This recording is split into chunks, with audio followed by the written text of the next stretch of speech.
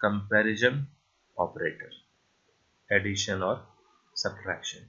तो एडिशन का जो बेसिक सेंस होता है एडिशन का, वो क्या होता है? एडिशन का मतलब दो चीज़ों को ऐड करना, दो चीज़ों का कंबाइन करना, दो चीज़ों को जोड़ना, राइट? दो चीज़ें कंबाइन होके हमें क्या रिजल्ट देंगी, उसे हम उसका सम बोलते हैं या एडिशन बोलते हैं। उस प्रोसेस को हम लोग एडिशन बोलते हैं। तो यहाँ पे जब भी हम वेक्टर्स को समझेंगे तो कुछ एग्जाम्पल्स के साथ समझेंगे, क्योंकि vectors are physical quantities, so it becomes easy for us to understand vectors when we take real world examples. तो जब भी हम वेक्टर्स को समझेंगे एग्जाम्पल के साथ समझेंगे। अभी एडिशन को समझने के लिए जो सबसे सिंपल एग्जाम्पल मैं लेने जा रहा हूँ, दैट इज डिस्प्लेसमेंट। ओके, तो डिस्प्लेसमेंट को अब हम समझते हैं। फॉर एग्जाम्पल, अगर कोई ऑब्जेक्ट इस डायरेक्शन में 3 मीटर्स मूव करता है, उसके बाद उसी डायरेक्शन में और 2 मीटर्स मूव करता है, तो उसका डिस्प्लेसमेंट 5 मीटर्स कहलाएगा। अपने ओरिजिनल पोजीशन से अब वो 5 मीटर्स दूर चला गया। या कोई ऑब्जेक्ट अपने ओरिजिनल पोजीशन से पहले 3 मीटर्स या पहले 4 मीटर्स और उसके बाद 3 मीटर्स मूव करता है, तो इसका मतलब अब वो अपने ओरिजिनल पोजीशन और फाइनल पोजीशन के बीच में जो डिस्टेंस है that is 7 metres, and we can say that कि अब उसका डिस्प्लेसमेंट 7 मीटर्स हो गया, राइट? लेकिन कोई ऑब्जेक्ट अगर पहले एक डायरेक्शन में तो 4 मीटर्स मूव करे और फिर उसके परपेंडिकुलर डायरेक्शन में 3 मीटर्स मूव करे, तो हमें पता है कि अब ये उसकी इनिशियल पोजीशन है O, एंड सपोज ये A था and this B is his final position, then OB is the total displacement or overall displacement. This overall displacement OB is actually due to two individual displacements OA and AB. ये जो दो अलग अलग displacement है OA और AB, उसके कारण ये OB डिस्प्लेसमेंट हुआ है, राइट? इन दोनों का कंबाइंड इम्पैक्ट है OA और AB का combined impact is OB. So that's why we can say that this OB is equals to OA plus OB. But अगर हम मैग्नीट्यूड की बात करें तो हमें ये पता है कि अगर राइट एंगल है, ये AB 3 है और OA 4 है, तो OB विल बी 5 यूनिट्स। तो हम ये पाते हैं कि एट दिस मोमेंट यहाँ पे जो 3 और 4 मिलके 7 दे रहे थे, अब ये 3 और 4 मिलके हमें 7 नहीं दे रहे बल्कि 5 दे रहे। तो इस तरह से एडिशन हम ऑलरेडी देख चुके हैं, it is different from normal addition, but this is what addition is. और ऐसा नहीं है कि ये 90 डिग्री ही होगा, राइट? अगर कोई ऑब्जेक्ट यहाँ पे लोकेटेड है, यहाँ से वो इस डायरेक्शन में from position O an object moves to से A, और फिर A से किसी और डायरेक्शन में सपोज इस डायरेक्शन में मूव करता है और ये B पे पहुंच जाता है, तो OA एक डिस्प्लेसमेंट है, हम बोलेंगे डिस्प्लेसमेंट 1 इससे OA vector and displacement 2 is given by OB vector, sorry AB vector. तो हम ये पाते हैं, इसका मतलब साफ है कि अब इसकी फाइनल, ये इसकी इनिशियल पोजीशन, और जहां पे सेकंड वेक्टर एंड हुआ that will be its final position. तो this particular vector is the resultant of, हम बोलेंगे कि इन दोनों का रिजल्ट, एक डिस्प्लेसमेंट OA हुआ, एक डिस्प्लेसमेंट A से B हुआ, तो इन दोनों का जो रिजल्ट हुआ ये हुआ कि ऑब्जेक्ट जो था वो O से B पे डिस्प्लेस हो गया।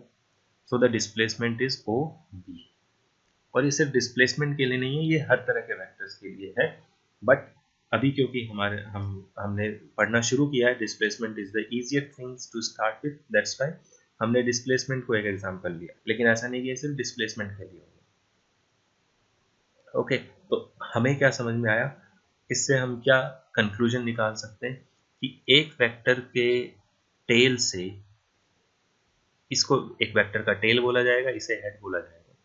तो एक वेक्टर के हेड से अगर दूसरे वेक्टर का टेल स्टार्ट होता है तो पहले वेक्टर के टेल से जो सेकेंड वेक्टर है उसके हेड को ज्वाइन करता हुआ जो वेक्टर होगा, that is actually result of the first two vectors, right. तो अगर इसे लिखना पड़े तो हम ऐसे लिख सकते हैं, इफ वेक्टर, सपोज ये वेक्टर जो है वो b है और ये वेक्टर a है, so if vector b starts from the head of vector A. If vector B starts from the head of vector A, ये जो B वेक्टर है ये A के हेड से स्टार्ट हो रहा है, देन रिजल्टेंट का मतलब इन दोनों वेक्टर्स का रिजल्ट या sum, then resultant of these two vectors, that is A plus B, is represented by the vector from tail of first vector, ये जो वेक्टर स्टार्ट हो रहा है फर्स्ट वेक्टर के टेल से स्टार्ट हो रहा है, to the head of second vector. अब ये जो स्टेटमेंट हमने लिखा है इसी को हम लोग बोलते हैं ट्रायंगल लॉ ऑफ वेक्टर। यही हमारा triangle law of vector addition है कि अगर एक वेक्टर बी है जो कि वेक्टर ए के जहां वेक्टर ए खत्म हो रहा है वहां से स्टार्ट हो रहा है, तो ए और बी का जो रिजल्टेंट होगा जिसे हम a प्लस बी से रिप्रेजेंट करेंगे, that is actually represented by the vector from tail of first vector to the head of second, यानी कि starting point of the first vector to the end point of the second vector। इस law को हम लोग triangle law बोलते हैं क्योंकि इसमें पहले वेक्टर, दूसरा वेक्टर और जो रिजल्टेंट है तीनों मिलकर एक ट्राइंगल की तीन साइड्स बनाते हैं। So that is triangle law of vector. Okay, तो डिस्प्लेसमेंट के केस में हमें ये समझ में आता है। डिस्प्लेसमेंट का केस एक ऐसा केस है जिसमें ऑब्वियसली मैं अगर यहाँ O से A पे मूव करूंगा उसके बाद ही मैं A से B पे मूव करूंगा। ऐसा नहीं है कि मैं एक ही साथ O से A और B दोनों पे मूव करूंगा। तो डिस्प्लेसमेंट में इस तरह का केस है और हमें इस तरह का ही डायग्राम मिलेगा जहाँ पे एक चीज जहाँ खत्म होती हो वहां से दूसरा वेक्टर शुरू होता हो और फिर जहाँ दूसरा खत्म होगा वहां से तीसरा शुरू होगा, जहाँ तीसरा खत्म होगा वहां से चौथा। तो ये डिस्प्लेसमेंट के केस में हमें समझ में आता है। लेकिन कोई केसेस ऐसे भी होते हैं जिसमें ऐसा नहीं होता है कि एक खत्म हो और फिर दूसरा शुरू हो। फॉर एग्जाम्पल फोर्स, ऐसा हो सकता है कि एक ऑब्जेक्ट यहाँ रखा हुआ हो, इस पे इधर से भी कोई फोर्स लगा रहा हो, इधर से भी कोई फोर्स लगा रहा हो और इधर से भी कोई फोर्स लगा रहा हो। ऐसा पॉसिबल है, राइट। तो अब ये फोर्स इस फोर्स के खत्म होने का वेट नहीं करता। जो F1 है या F2 है या इधर F3 है, इनमें से कोई भी फोर्स जरूरी नहीं है कि एक फोर्स बाकी दो के खत्म होने का वेट करे। तीनों फोर्स एक साथ कंकरेंटली लगाए जाते हैं।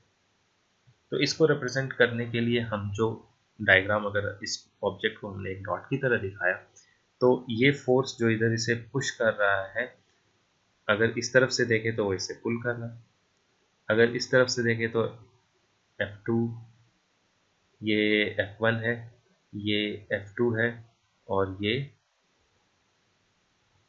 F3। तो अब जो ये तीनों वेक्टर्स हैं वो एक ही जगह से स्टार्ट हो रहे हैं, वो एक पर्टिकुलर पॉइंट से या तो स्टार्ट हो रहे हैं या भी एक ही जगह पे आके टर्मिनेट हो रहे हैं। तो ऐसी पॉसिबिलिटी भी है कि वेक्टर्स, ऐसा नहीं है कि एक खत्म हो और दूसरा स्टार्ट हो जैसा कि डिस्प्लेसमेंट के केस में होता है। ऐसा भी हो सकता है जो कि इस फोर्स के केस में हो रहा हो कि एक ही पॉइंट पे तीनों वेक्टर्स हमें देखने को मिल जाए, या तो उस पॉइंट से स्टार्ट होते हुए या उस पॉइंट पे आके टर्मिनेट होते हुए। तो इस केस में हम कैसे वेक्टर्स को